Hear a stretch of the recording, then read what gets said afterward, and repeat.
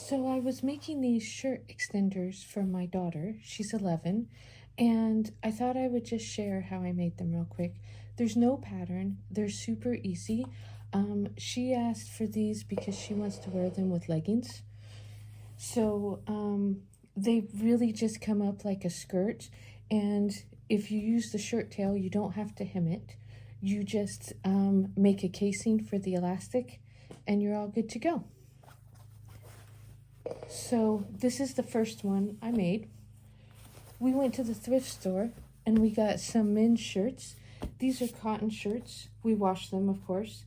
And I got about 4 different ones. Most of them were new with tags from the thrift store. But these we got, I think, for $7, but there was a 50% off sale. So we got them for about $3.50 a shirt. And like I said, they were brand new with tags. And my other daughter who sews, she's going to save the buttons, but we're only going to use about half the shirt. So to do this, you'll need your sewing machine, your a shirt that's long enough for what you want to do, some elastic. I like to use about 1/2 inch. This is 3/8. That's pretty close. This is clear elastic. I have some of this black elastic. I was just using what I had.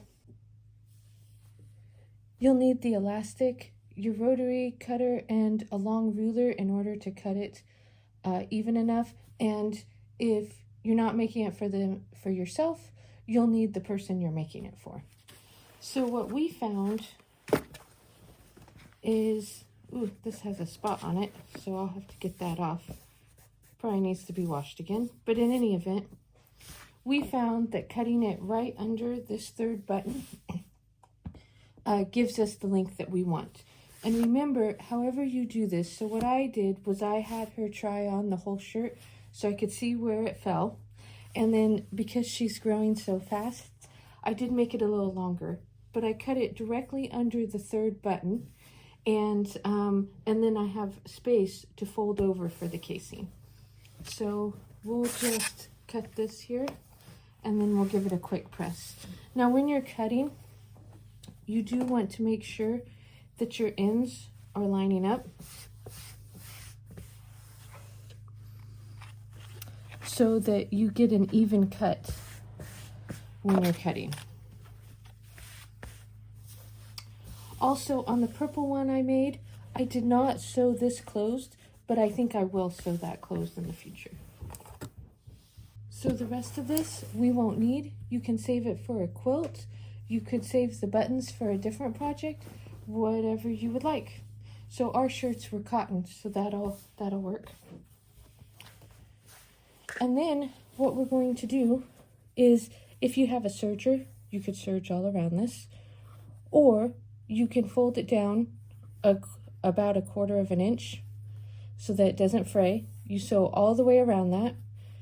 And then we're going to fold it over and iron it about 3/4 inch to make the casing. So I'll work on that and then I'll come back and show you what I did. So for this one, I haven't sewn it together yet and it's not buttoned. I ended up just serging it along the edge. But if you have an overlock stitch or a zigzag stitch on your machine, you could do that. Or on the first one I made, I just turned it over 1/4 inch and sewed it. What I will do is I will button it up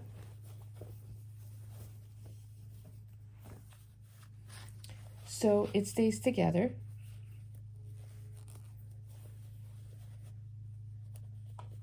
Like so.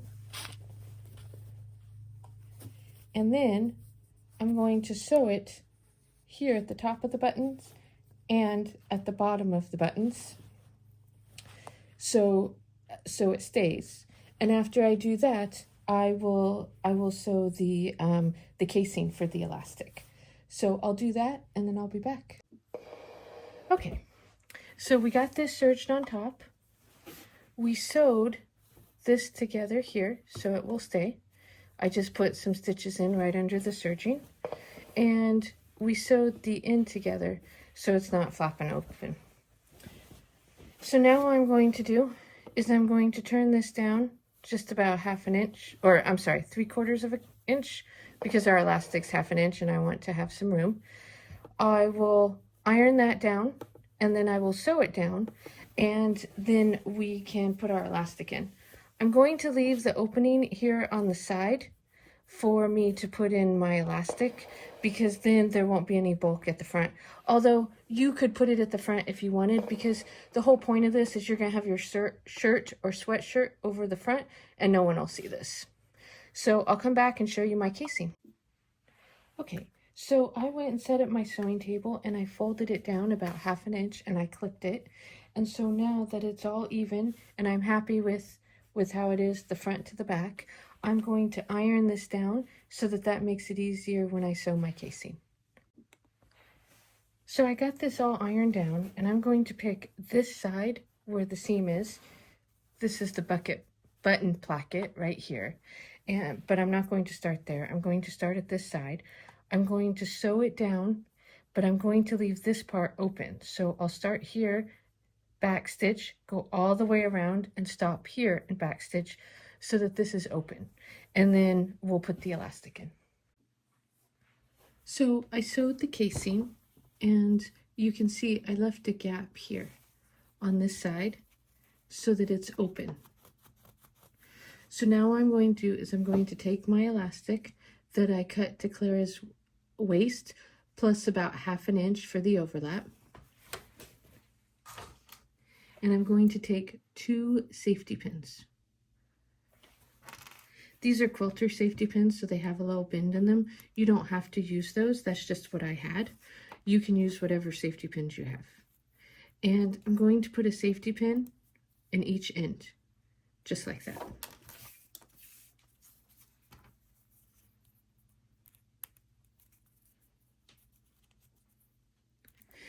Now, my elastic has kind of a soft end and kind of a more flat end.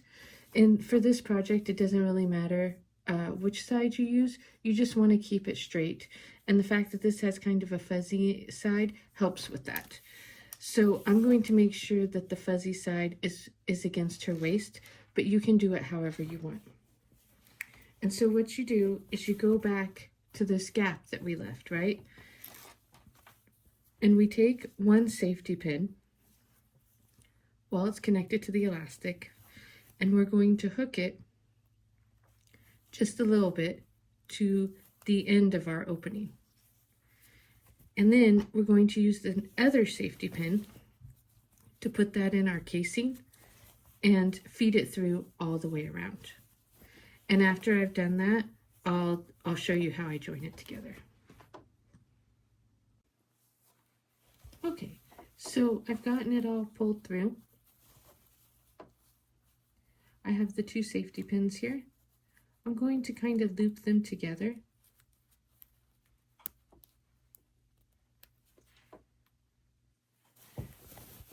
So that I can pull the elastic around.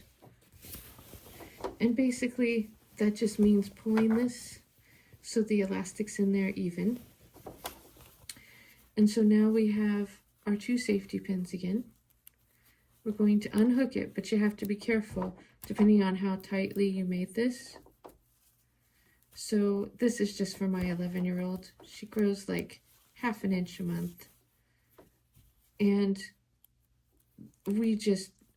she just asked for these. So it doesn't have to be perfect. She's homeschooled.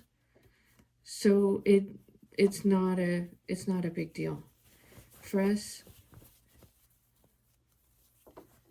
And she is secularly homeschooled. We're not doing this for religion reasons or anything like that.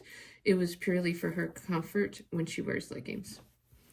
In any event, we have our 2 ends of the elastic, and you can do a zigzag stitch here or you can do a straight stitch. I'm going to do a straight stitch, and I'm just going to run over it probably about 3 or 4 times just to make sure it's good and secure. Okay, so I sewed the 2 pieces of elastic together, and I'll make sure I trim those threads. So now you can cut that piece of elastic down to reduce bulk. Okay, now this could potentially fray. You can, I have a lighter here. You can just kind of melt those ends right there, and that will help with the frame. Even if you have cotton elastic, which this is not, but even if you have cotton elastic, the elastic pieces are a type of plastic, and you can melt those to help prevent fraying. So now I just tuck that back in, and it's going to fit within the casing, and then I will sew it up, and we're all done. Here's our finished project. It's a little long. That's okay. She'll grow. We hope you like this project and you try it. Thanks so much for watching. Bye-bye now.